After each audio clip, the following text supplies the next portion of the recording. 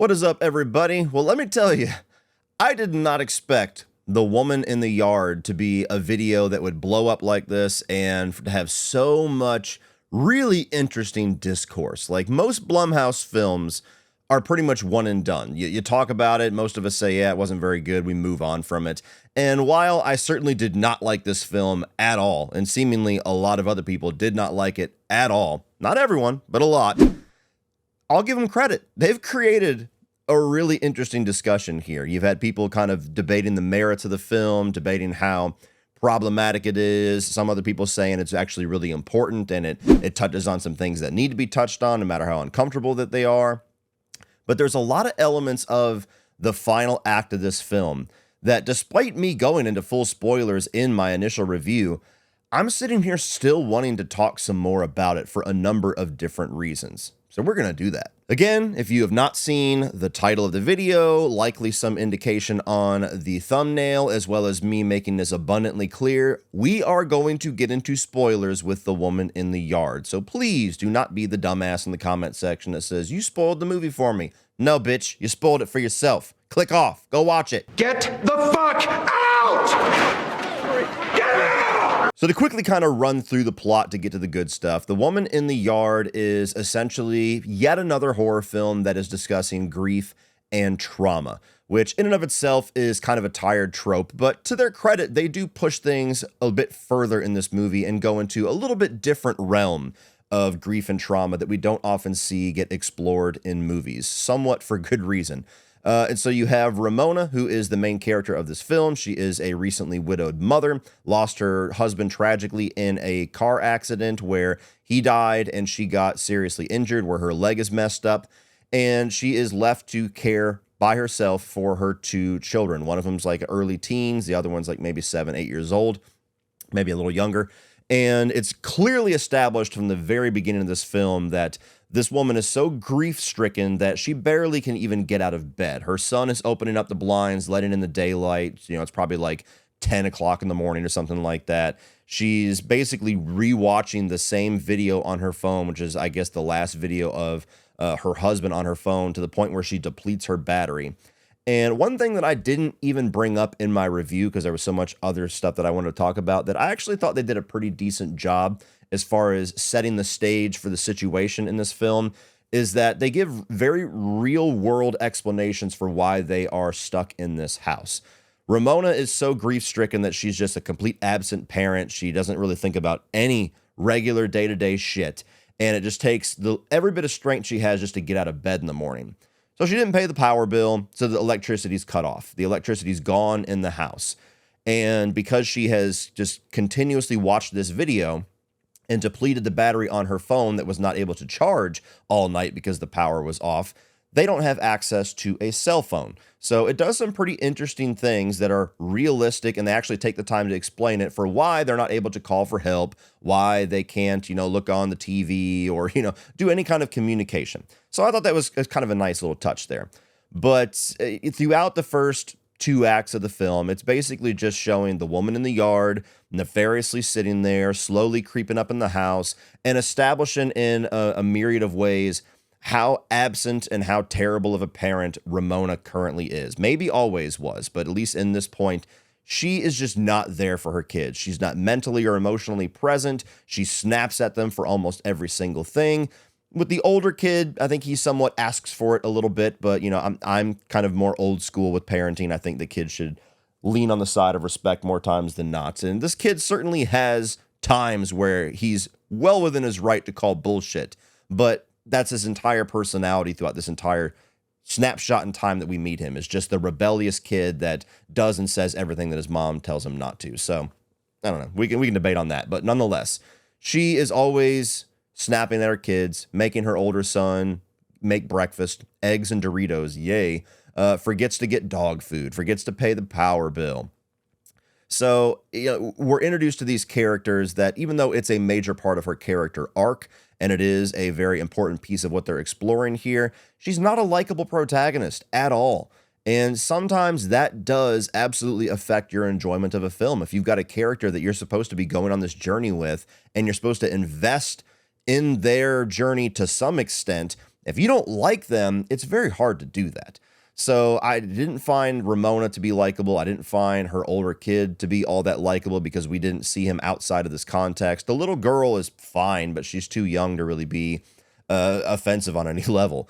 So not a cast of characters that I found to be very entertaining to go through a very slow burn journey with. And eventually you get to a point where the woman in the yard and the son, who I think's name was Taylor, has this confrontation where he goes outside with this loaded rifle that he was told not to do by his mom, and he points the gun at her, and she approaches him and essentially gives him just enough of a hint that his mom has been lying to him. And he confronts his mother, and she reveals to her son, yes, I was the one who was driving the vehicle the night that your father was killed. And we get a little bit of a flashback. And it essentially sets the stage that she has maybe always had chronic depression because she was not happy at all when they lived in the city. He recently uprooted the entire family and all their lives to go to this little farmhouse that they're currently at, and she was equally unhappy there. He's at this nice dinner with her. She looks like she's just absolutely miserable, and even hints towards her maybe wanting a divorce. So it puts a situation where the husband seemingly is just trying to take care of his family, trying to make his wife happy, and because of her chronic depression or whatever else, she is just unable to be satisfied. And so she's driving home. And another hint that this is probably what they're going for me is that while she's driving with her husband, she looks in the rearview mirror and sees the woman in the yard behind her, even before her husband is dead. So kind of making me think that what the movie ultimately is showing the woman in the yard to represent was always there, or at least there much longer than post her husband's death. They get into the car wreck, husband dies, she gets injured. And the son is obviously very shocked, betrayed about this. And this gives a little more context to why she's so grief-stricken, because she feels like she's at fault. She blames herself for her husband's death. And when you get to the third act, things start to go all fucking bananas, where you have a lot of different visuals. You have her essentially like enter this mirror realm where she's spending time with her husband, kind of reliving that video that she keeps watching, and notices that his tattoo is written backwards, notices other things in the room are written backwards, a mirror image. And so that clearly establishes for the viewer that when you're in this dream state or the realm of the woman in the yard or whatever you want to title it, when it's a mirror image of what reality is, that is not real. That is not reality.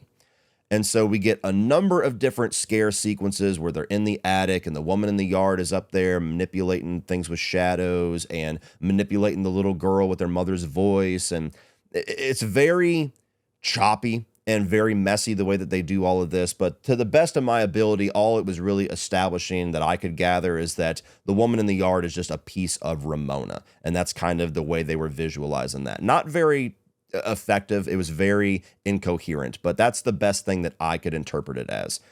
And it's all eventually leading to the point of the film where I really just started to just nosedive any bit of enjoyment that I did have, which was not a whole lot, but even the things that I could appreciate about the film suddenly just were not important anymore because I was hating the direction that we were going. And so you have this reveal where the kids are out of the picture, and Ramona gets this moment of a confrontation with the woman in the yard where she's pointing the gun at her, and the woman in the yard, hinting at what she said earlier in the day with "today is the day," and it's in the trailer. She basically asks Ramona, you wake up every single day and you pray for strength. What are you praying for strength for? And it shows a clip of her doing that, and she says, to go on. Strength to keep living despite, being grief-stricken. And she calls bullshit on her, and she says, that's not what you're praying for. And it's revealed in that moment that Ramona is praying for the strength to end things, to pull the trigger, to finally go through with it, as she keeps this rifle loaded with one single bullet. And so the woman in the yard reveals herself to not just be a manifestation of Ramona's grief, but as something that is there to give her the final little push, the little nudge that she needs to go through with it, to finally take her own life, as she has been wanting to do for seemingly a very long time. And you get this sequence where immediately she asks, are my kids going to be okay? Symbolizing that she's ready, like she's been ready. It's like all she needs is a little tiny push, like the Joker says in The Dark Knight. And the scene that really started to turn my stomach, where the visual of the woman in the yard taking a lighter and holding it up against these pictures in this dark room. And as she illuminates them, they start to change into these pictures of the future versions of her children being very happy, being successful. I think it showed a daughter graduating college. It showed the son as a doctor or a veterinarian. And there's different ways that you can look at this. Some people looked at it as just a way to visualize how people with chronic depression and how people who have those types of thoughts are trying to justify things. Like they want some kind of confirmation that everybody else is going to be better off without them. And that's what the woman in the yard is trying to give her, is trying to give her that little bit of reassurance. It's okay. You can do it. Because if you do it, things will be better. And had the woman in the yard been more clearly established to be some kind of an evil entity or a demonic entity that is just preying on Ramona's insecurities and her trauma and her very dark thoughts to try to get her to do something that she absolutely should not do, if that was more clearly established, I would be totally okay with this, because it's just such a dark, gritty, grounded, bleak way to explore the little bit of manipulation of something like that. But they don't do that. I don't think they did that well at all if they were intending to. So after seeing that, she says, I just want to go say goodbye to my kids. She goes downstairs, tells her kids, hey, I need you to go across the street 2 miles down the road to the neighbor's house. Everything's going to be okay. You were right. Go there, get help. And I'm going to stay here. And the kids, beg and plead with her to come with us. Please come with us. The little girl gives her a stuffed penguin. And that especially was just starting to absolutely just twist me inside, because I love my kids more than anything else in this world. And just the visual, just the emotions that are going on with somebody who what they're about to do, and their kids have no idea. Their kids need them so badly. And yet they don't really seem to care. Like the last exchange that she has with her kids is not, I love you, or it'll be okay, or any of that. It's her screaming at her kids like she did the entire fucking movie to just go, just go. That's the last interaction that they will likely have with their mother, is them yet again yelling at them. And when the little girl gave her the stuffed penguin too, I'm just like, oh, fucking hell, just please stop. And you go up to the attic, and the Ramona is up there with the woman in the yard. The woman in the yard helps her grab the rifle, put it into position, and then you see the shadow of the woman in the yard start to merge with Ramona, and you're left lingering on this shot of her with the barrel pointed and her smiling. Another important detail is that numerous times in this third act, when the woman in the yard is shown in the attic, she has a gunshot wound on the side of her face. Now, to me, that even more reinforces how I view the ending, in my opinion. If nothing else, it shows that, I don't know, maybe the woman in the yard is the visual of a woman who also went through with this. And then now if Ramona goes through with this, she's going to be the new visual for the woman in the yard for the next person that's going through this. You can go down rabbit trails with it, but very clearly they show in the exact same position and angle that Ramona is holding this weapon, that the woman in the yard has a gunshot wound. So you're left with this lingering shot, gun barrel in place, creepy smile as the shadow has merged with Ramona. And we don't see what happens, but it cuts to her going back out into the yard, and her kids are suddenly running back to the house. And they're embracing their mom. She's embracing the kids. Suddenly she's happy. She's this wonderful, loving mother. Oh my God, we're back together. I love you guys. And they ask where the woman in the yard went. And she says, she's gone. But if she comes back, I know how to handle her. I know how to defeat her now, or however she says it. She's ready. She's ready to overcome this. And at that moment, I was like, oh, thank Christ. In that moment, I was already formulating my review in my head. And while I certainly had a lot of issues with this film and the pacing and how drawn out the concept was, that was better equipped for a short, unlikable characters, all that stuff that was still valid, I was ready to absolutely hammer home how effective this third act was at getting a huge emotional reaction out of me, and how powerful it was, and how dark and bleak it was, And thank God they kind of redeemed it at the end and end up standing for something that I can really get behind. And I would have probably given this film, I mean, at bare minimum, it would have got a positive of 3.5 out of 5, but maybe even more depending on how they landed the plane and how it sat with me. But I was totally on board in this moment, going, oh, thank Christ. She overcame this. She realized that it was all manipulation by this demon or whatever the woman in the yard really is. And we have a victory that we can celebrate at the end of it. Horror doesn't always have to have a happy ending. In fact, there's many of my favorite horror movies of all time that have a bleak ending. And sometimes that is the correct ending of the film. And I totally understand some people that are saying horror should make you uncomfortable. It should leave you feeling broken. That's the whole point. That's what we go for. I don't completely agree with that being the whole point, but I get the value of it. But there's certain times where I think you can go too far. I think that certain subject matter, it's very dangerous and a slippery slope to go the bleak route, especially with the way it's executed. And this is one of those times where I was like, the bleak ending is not the right ending for me at all. It will destroy this movie. And so she's re-embracing with her kids, walks around to the front of the house. Suddenly the dog that's been missing, presumed dead for half the runtime, just magically shows up. They show the sign that's kind of zoomed out, which is, I think it said Lily Haven, which to me was a really nice little sweet detail in there because it shows like that eventually she did name the farm, which her husband wanted to do, and she just thought was a stupid idea, which is like a nice payoff for that little tiny note, tiny little subplot, if you will. And as she is walking in the house, the power suddenly comes back on. And in this moment, it starts to feel like this is all too fantastical. Like this is too rose-colored of a bow that we're putting on this movie. Something's off. And then they start to zoom in as they enter the house to this window to the right. And they show the painting that Ramona had painted that's inside of the house that, as you zoom in on it, it kind of looks like a self-portrait of Ramona, but also kind of looks like the woman in the yard. And they're kind of the same person in this film. So that visually makes sense. And then the camera starts to focus down on the corner of the painting. And this has been the most fascinating piece of the discourse for me because I did a poll on this YouTube page and I did a poll on Twitter. And for a long time, it was 50-50. It ended up being about 60-40 average between the two of them, where 60% of the people that I polled that saw this film saw the entire name Ramona written backwards on the corner of that painting. And about 40% of the people that saw this film only saw the letter R in reverse, and the rest of the name was written correctly. And this has led, seemingly, both groups of people almost in its entirety, with few exceptions, to view the ending of this film and what it all represents and how it all comes together in totally different ways.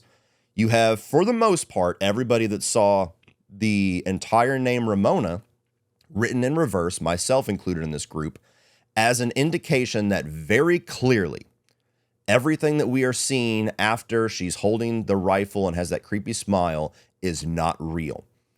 Her kids coming back to the house, them re-embracing it, them feeling victorious over the woman in the yard, Charlie the dog coming back, the power magically coming back on, even though you shouldn't pay her bill. All of that is not reality. So whether this is purgatory, whether this is her final thoughts, whether this is like some realm that the woman in the yard lives in, however you want to interpret what this is, it's not reality. Which I don't see any other way you can interpret that other than she went through with it. She is gone. She's out of the picture. And so the last shot of her smiling as the woman in the yard merges with her as she's holding the gun, that is the last bit of reality that we see. And she goes through with it. And now we're seeing a form of reality that is not real, which was very directly established within the last 10 or 15 minutes. When things are written in a mirror image, that is not reality.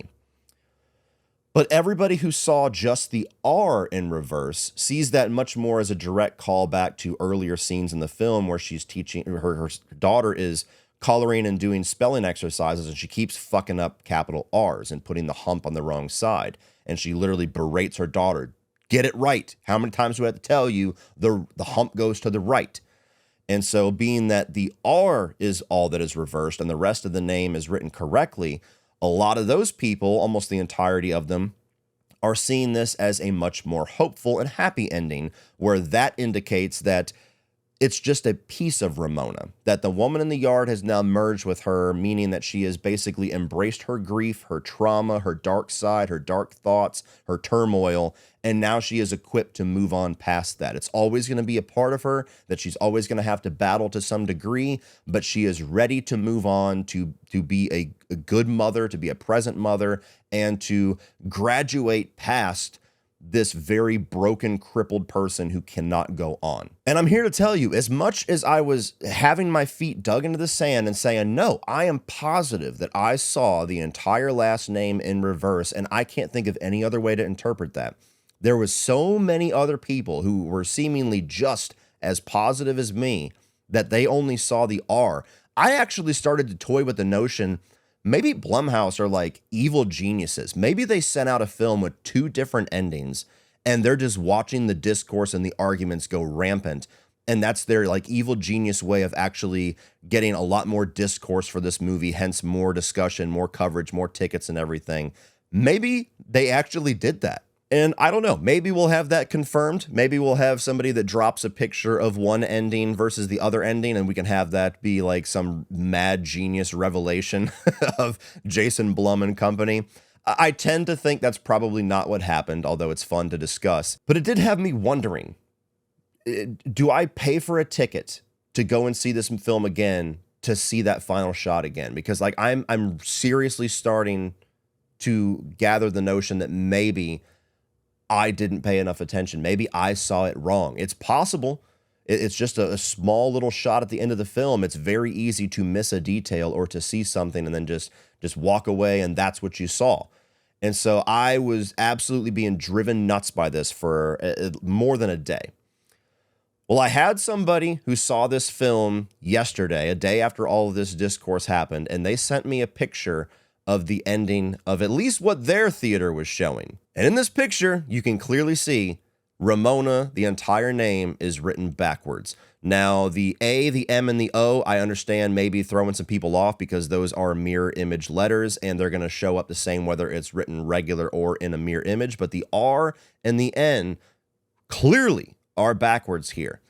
So, barring the possibility that there are two endings out there, and I totally welcome somebody to send me a picture, although it's kind of hard to ask for this because I don't condone pulling your phone out in a theater. If you end up in an empty theater, which is likely with the Blumhouse film at this point, if you end up in an empty theater and you're at the end of your film and you see the R and everything else is written correctly, please send me a picture of that. But barring the possibility, which I don't honestly think is the reality, I think it's much more likely that some people got stuck on the R, and because all the other letters are backwards, forwards, they look exactly the same except for the N. I think people just saw the R, got stuck on it, missed that little detail of the N, and that's fine.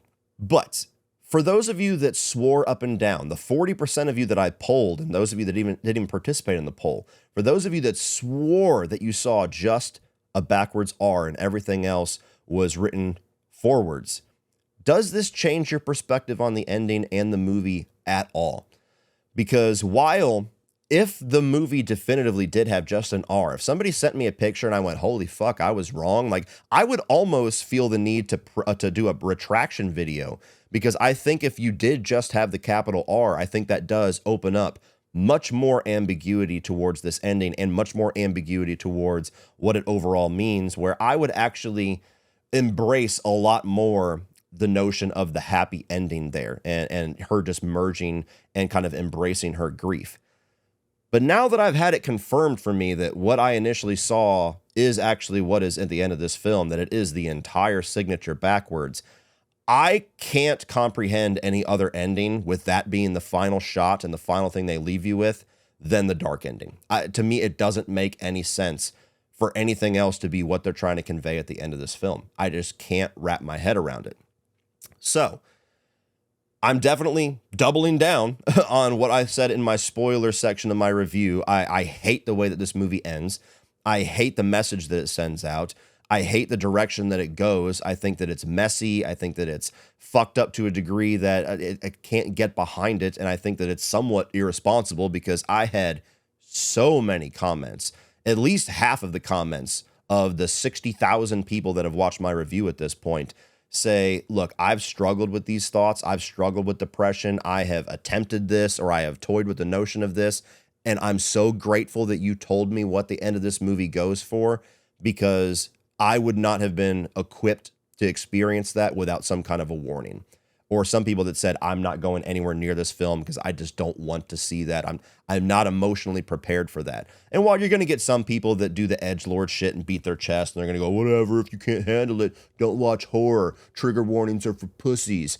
Look, if you don't deal with that on a daily basis, which I don't, so I'm certainly coming to it from a point of ignorance, you don't have any form of a right to tell other people what they can and can't and should and shouldn't handle.